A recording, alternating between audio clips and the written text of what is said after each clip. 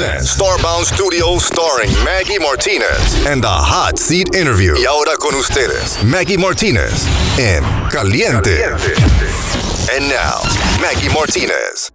Here she is, Hoganne Harrisson-Walton. She is running for House Representative District 133. She's a native from Milledgeville, Georgia. Her roots from Baldwin County can be traced back to 5 generations. Isn't that incredible? Anyway, she will be representing Joan and Baldwin counties. Welcome, Hoganne. Thank you for having me. Yeah. Just so you know, we bring here the best candidate. Let me tell you something. The talent is incredible. Hoganne has a BA in history from Spelman College.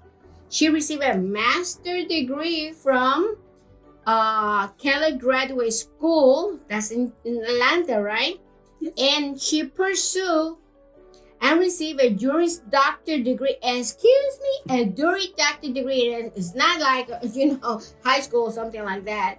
And she studied at Thomas M. Cooley Law School in Michigan and was admitted to the Georgia State Bar. So we're going to be talking to a candidate that she knows what she's talking about. Certainly, civil rights movement is something that concerns everyone. And I wish I could study a thesis. I don't know if that could be found in line, but I would like to read your thesis. And the one that she did, she did 2 theses, right? But you did one that caught my attention. It's the official publication is held in Spelman College History Department Archive Center. And she also written papers on female genital mutilation in African countries. So what can you tell us about civil rights movement and also about the thesis that you wrote? So the civil rights movement is a near and dear period of time in the U.S. history where we were making groundbreaking moves in the political sphere. People were protesting left and right. People were getting incarcerated because they were trying to exercise their rights to vote and for fair treatment in all different areas. Education, medical, in the community as far as, hiring, making sure that the children were being looked after and weren't being segregated. And so in Milledgeville, we had a civil rights movement. And I decided to take on the initiative of interviewing key individuals that were civil rights movement advocates, enthusiasts, activists that were influential in the civil rights movement in Baldwin County. And I went around and I interviewed a lot of people, and I have the recordings, and I created this memoir, if you will, of all these wonderful people in Baldwin County. And a lot of them have passed on, so it's very near and dear to me because now I have something that I have shared with the community, to show them this is what we have done in Baldwin County. And that shows us where we have come from, but we are not done. We still have a lot of work to do. Definitely. Your thesis about female genital mutilation in African countries is also at the university. What can you tell us about that in a nutshell? Well, when I was living in South Africa, I was actually there during September the 11th. And so I got to see the United States from a different perspective. But while I was also there, I got to volunteer with a number of different organizations, HIV/AIDS awareness, women's rights groups. And I got to be exposed to these issues with genital mutilation that women were susceptible to and were, in my eyes, victims to. And they didn't have a voice. And that actually spearheaded my desire to want to become an attorney because I wanted to give women and children our voice. I wanted to be able to make sure that they were not overlooked, that they were not just pushed to the side. And that article, that thesis was my step into women's rights. And that's what I have taken forward from this point, is always advocating for women's rights to choose the autonomy over their body, make their own decisions, and not to have some male influence decide what is best for them and their bodies. Certainly, reproductive rights is on the ballot. And since you are talking about this, what is your take about this? And once you get there, are you planning to codify the Roe versus Wade, or how are you going to work with this in terms of presenting bills?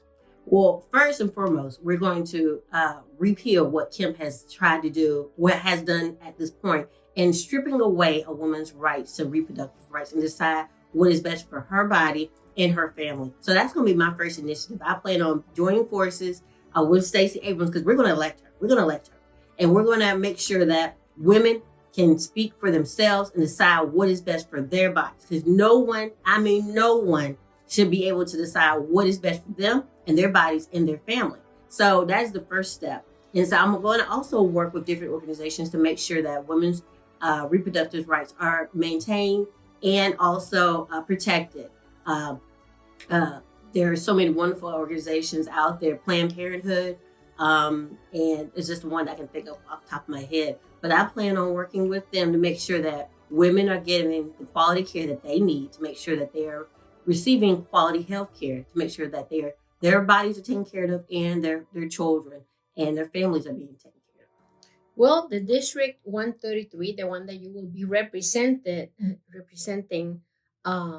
became very noticeable after Republican candidate Ken Vance was arrested and charged with DUI. So he was on his way to North Georgia mountains on June 3rd. What do you say about this? That just speaks to the character of Ken Vance. He got this DUI in June of this year.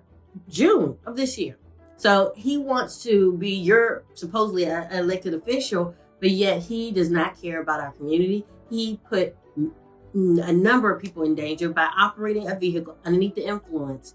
And that just shows what he will do if he is elected. And we can't allow that. We already see what dangerous individuals can do if they are elected. He is dangerous. He should not be elected. I would never try to put our community in danger.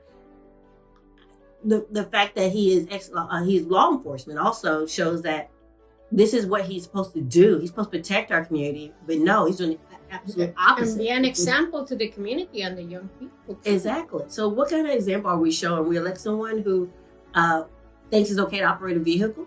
That's not the example that we want to set. I am here for the community and I will serve the community. I would never place our community in danger. More resources need to be directed to reduce and repeat criminal behavior in juveniles and increase the resources available in rural areas for the defect cases. What is on your radar to help repeated criminal behavior in juveniles?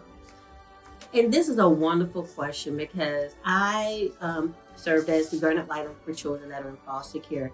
And for those who are not familiar with that is, foster care is a child that has been removed from their parents' care or the custodian's care because they were neglected in some kind of way.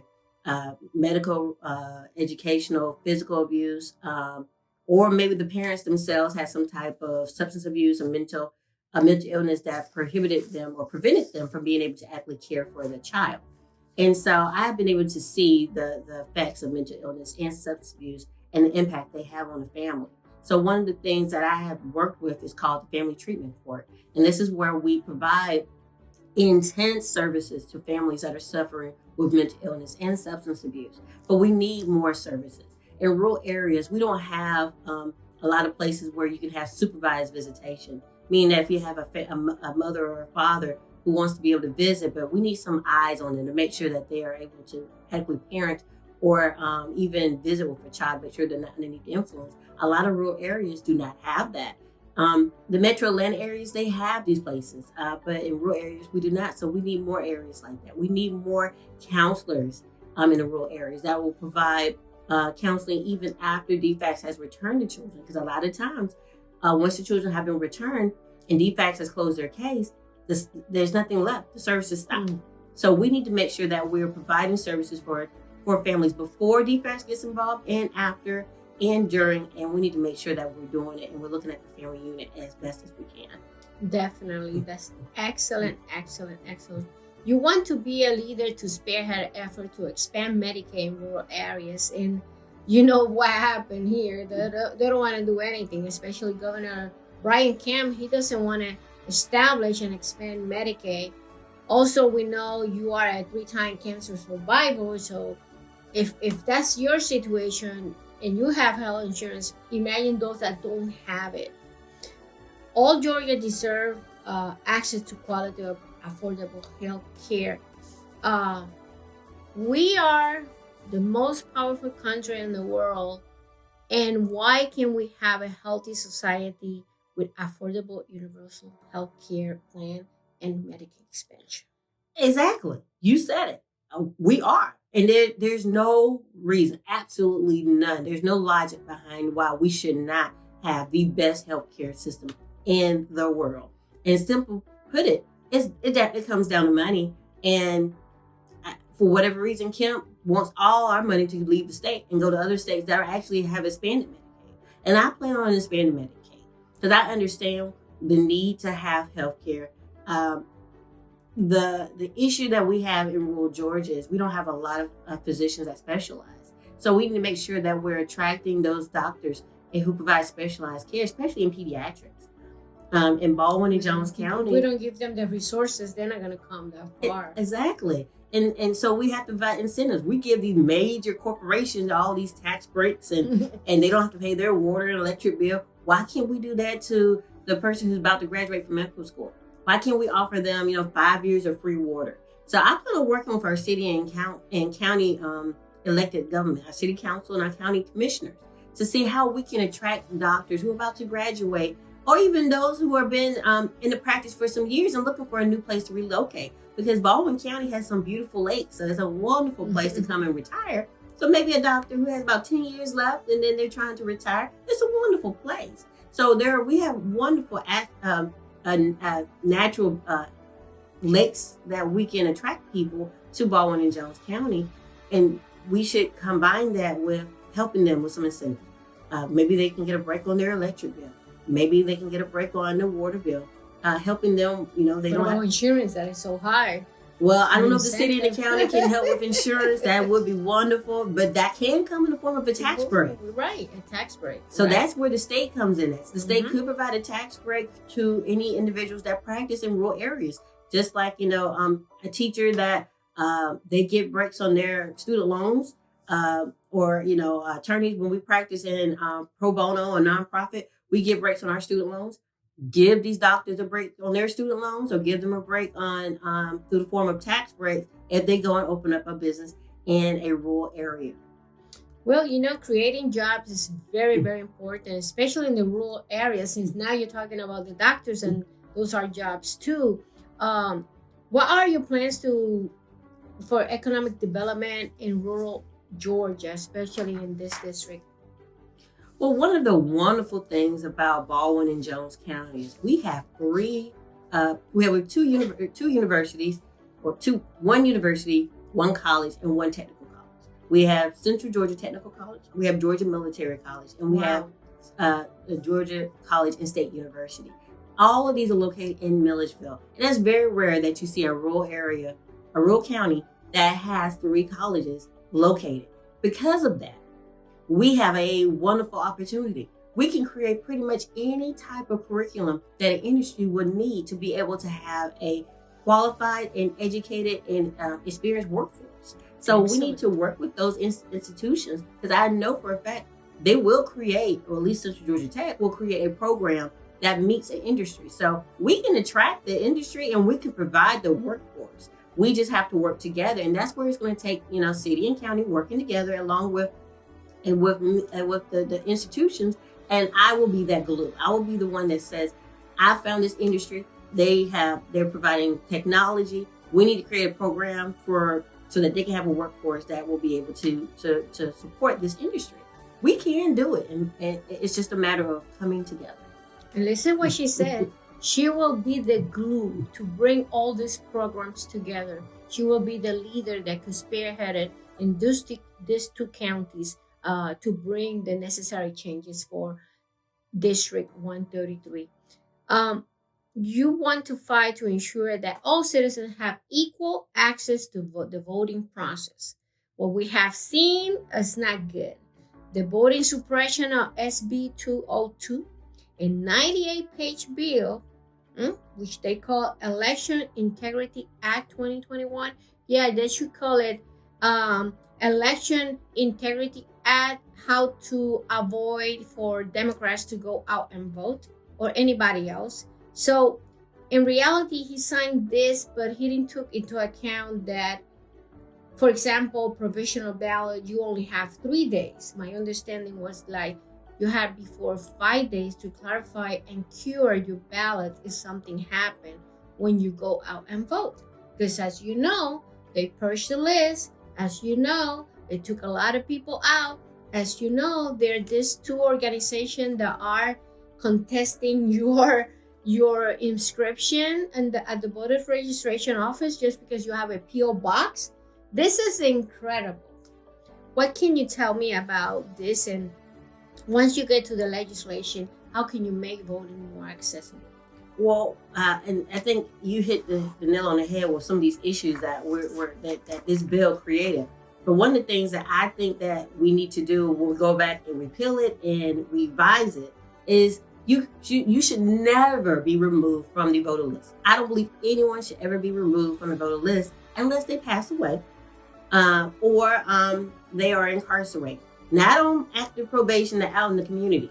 If they're out. I really don't understand yet. Why we have to purge people out of the list if they are registered to vote? Why they want to do that? I do not have a clue. Oh, we know. Well, they don't want to lose their power. That's what it is. The Republicans don't want to lose their power. Yep. That's all it is. But we can fight back. And I have spent. We gave them their own medicine. Exactly. Gerrymandering, we gave them their own medicine. Voting suppression, we gave them their own medicine because we used absentee ballot in 2018 to get the votes needed for Stacey Abrams to be in the ballot, and also she did very well. She came short only by 54,000 votes. So in reality, we are using this against them because they already did it for so many years against us. And we just got to continue giving a piece of the medicine until I'm elected and people like Stacey Abrams are elected and Raphael Warnock, Valerie Rogers. She's running for Senate, which covers my area.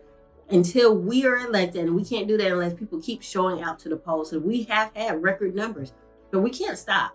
But when I'm elected, like I said, one of the things I'm going to do is make sure that you can never be removed from the voting registry unless, again, you pass away or you're incarcerated. But even if I believe that someone who is out in the community on probation or parole, they still should be allowed to vote. If they are out, why shouldn't they be allowed to vote? Because they are still being impacted by what we do in Atlanta and in Washington, D.C. So they should still be allowed to vote. And also, I think once a person asks for an application for a ballot to be mailed to them, it should continue until this person is no longer qualified to have a ballot mailed to them. Meaning they pass away again, or they're incarcerated. But once you ask for a ballot, it should always continue to be mailed out. You should not have to keep applying every year just because you're not over the age of 65 or you're not physically disabled. You never know what someone's situation is. Work, school, family obligations. Maybe they're a trucker over the road. Once you apply, you should always be able to have a ballot mailed to you. And I think that's how it should be. Now, let's say I'm voting and they tell me I'm not in the list, but I know I registered to vote. What should I do? Well, there are a number of different voter protection lines out there. I will give you my number, 478-227-0021. Again, 478-227-0021. Please call me or text me, and I will make sure that we put you in contact with the voter protection line. They have been set up. They have been set up since before voting began. They are ready to fight for any little issue that you may have.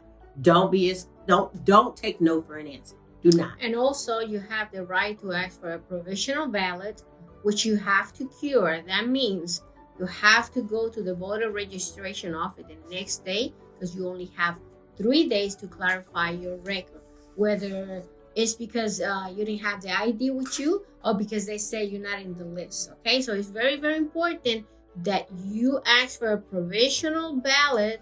Don't leave the voting registration office or the site. Just vote. Absolutely. And before you go, make sure you check your voter status, because we've had a lot of individuals who thought they were registered and they were removed from the system.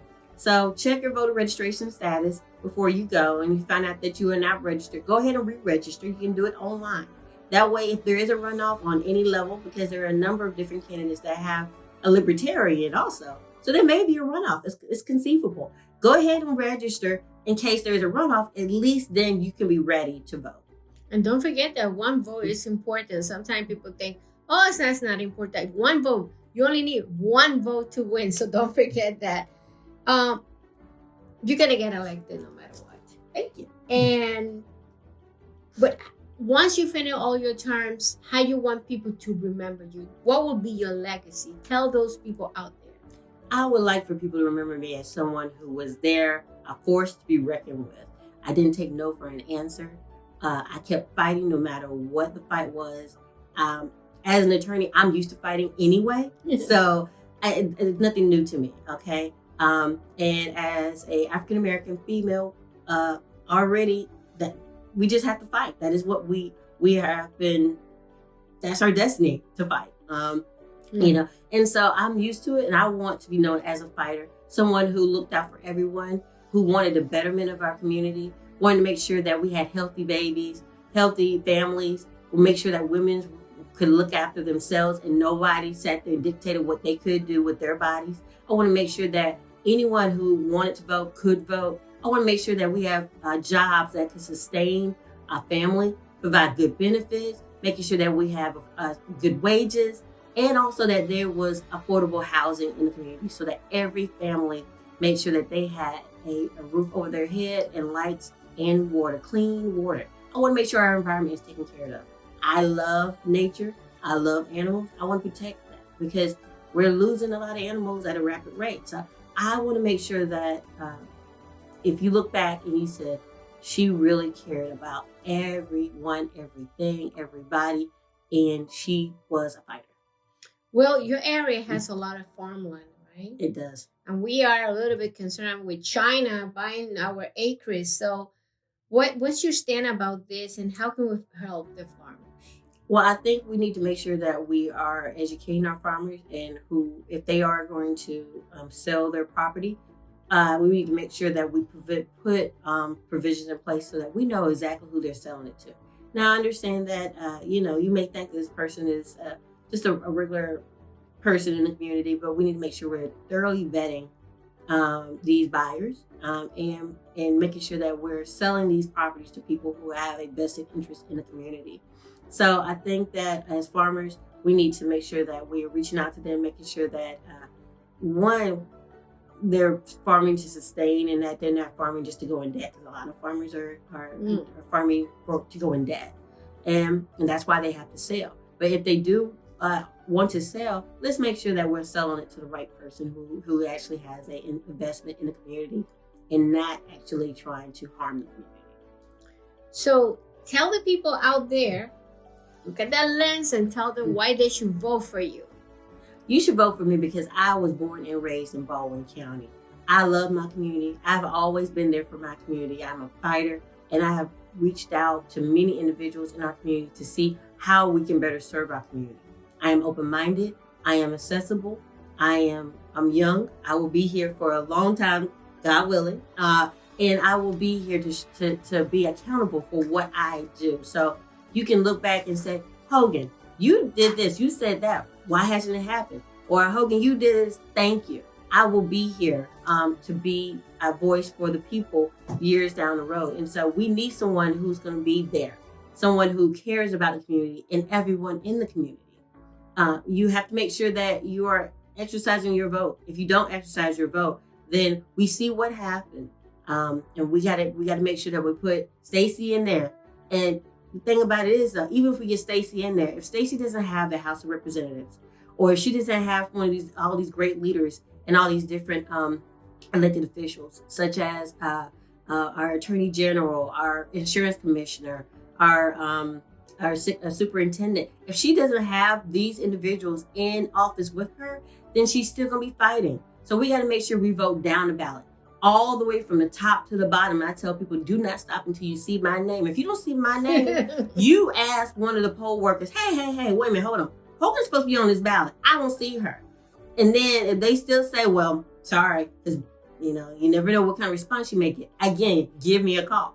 478-227-0021. Again, 478-227-0021, because we will look into it. Well, thank you for coming, Hoganne. Harrisson-Walton, she's running for House Representative District 133. She stands to better the quality and the environment for farmers. She stands for reproductive rights. She stands for voting rights. She stands for economic development for her district. And definitely you have a great candidate with an educational background to back up what she's going to do for the district. This is Maggy Martinez, the hot seat interview. Until next time.